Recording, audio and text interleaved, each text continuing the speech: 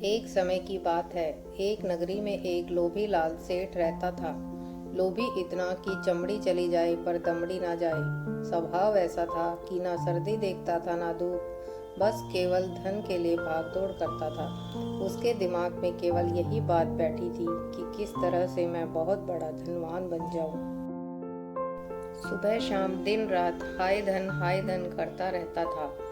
दुकान में तराजू के पलड़े चमड़े के, तराजू की दांडी लकड़ी की और बाट दूसरे दुकानदारों से मांग रखे थे। अपना एक भी पैसा खर्च नहीं करता था। रोज मंदिर जाकर कहता, भोले शंकर तुम बड़े दयालु हो, मुझे एक बार धनवान बनने का मौका दे। अगर तूने मुझे धनवान बना दिया तो मैं हर रोज तुम्हारे सामने घी का दीपक जलाऊंगा। ऐसे ही काफी दिन बीत गए। एक दिन पार्वती माता शंकर जी से बोली, नाथ इस लोभी सेठ को देखो, दिन रात धन धन करता रहता है। प्रभु एक बार मेरे कहने से आप इसको धनवान बनने का मौका दें, आपकी बड़ी कृपा होगी। शंकर जी बोले, पार्वती तुम बड़ी भोली हो। इस लोभी लाल को अगर मैंने धनवान बना दिया तो यह मंदिर जाना ही छोड़ देगा। लेकिन पार्वती माता के बार बार जिद करने पर शंकर जी ने कहा, तो ठीक है, मैं इसको मौका देता हूँ, आगे इसकी किस्मत।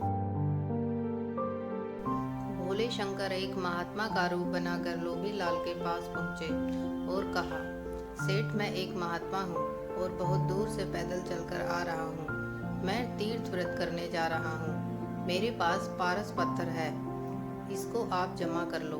मैं 6 महीने में वापस आऊंगा तो तुम मुझे लौटा देना।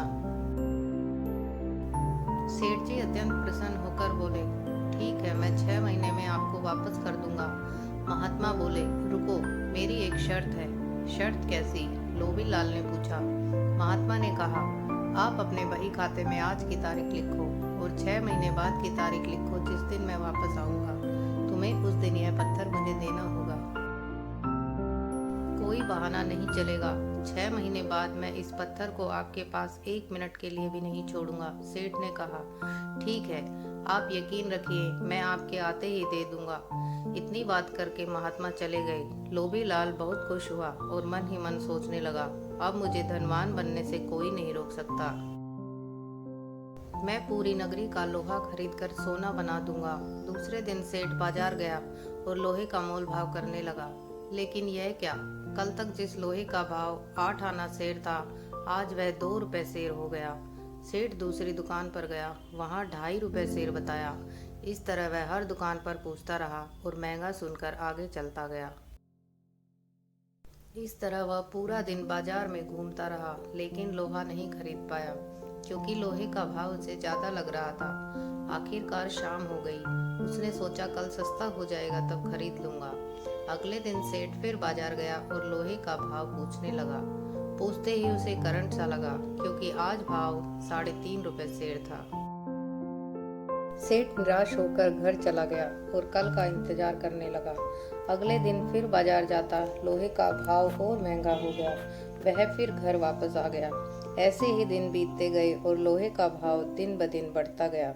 सेठ इसी उम्मीद पर बैठा रहा कि एक दिन सस्ता होगा तो खरीद लूंगा। ऐसे इंतजार करते करते ना जाने कब 6 महीने बीत गए, उसे पता ही नहीं चला। और फिर महात्मा दुकान पर आ गए। महात्मा को देख सेठ चौंक गया और बोला, महाराज आप दुकान में बैठे, मैं अभी बाजार जाकर आता हूँ। महात्मा ने कहा, नहीं, मैंने कहा था मेरे आने के बाद 1 मिनट भी नहीं छोड़ूंगा। ला मेरा पारस पत्थर मुझे वापस दे। अब सेठ इधर उधर दुकान में ताकने लगा। दुकान में कोई भी लोहे का सामान नहीं था। आखिर दुखी होकर सेठ ने पारस पत्थर महात्मा को वापस दे ही दिया। महात्मा वहां से चले गए और लोभी लाल सिर पकड़कर रोने लगा। हाय मैं कितना कंजूस हूँ, मैं 2 रुपए सेर लोहा नहीं खरीद सका। अगर मैं 10 रुपए से लोहा भी खरीदता तो आज बहुत बड़ा धनवान होता। किसी ने बहुत अच्छा कहा है, अच्छा दिन पाछा गया, प्रभु से कियो न हेत, अब पछताए होत क्या, जब चिड़िया चुग गई खेत।